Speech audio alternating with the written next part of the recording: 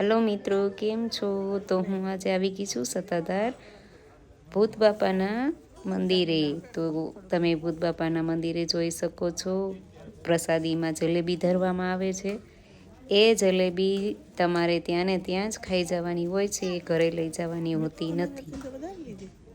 ત્યાર પછી તમે જોઈ શકો છો જય ભૂત બાપા, જે પૂતળા દાદા છે ત્યાં ધૂપ થાય છે, આરતી થાય છે.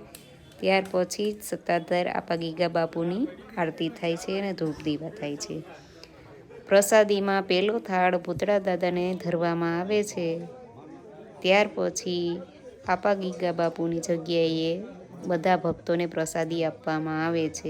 એટલે સતની શરૂઆત ભૂત બાપાથી થાય છે અને ત્યાંથી જ સતની શરૂઆત થાય છે. ભૂત બાપા છે જે આખા મેદાનમાં વળવાયુ તરીકે ફેલાયેલા છે. તમે જોઈ શકો છો આ બધા ફોટા છે જે બાળકો પૂતળા દાદાએ આપેલા છે અને ભૂત બાપા આ વળવાયુ તરીકે આખામાં ફેલાયેલા છે અને બહુ જ જૂનું મંદિર છે. જય ભૂત બાપા.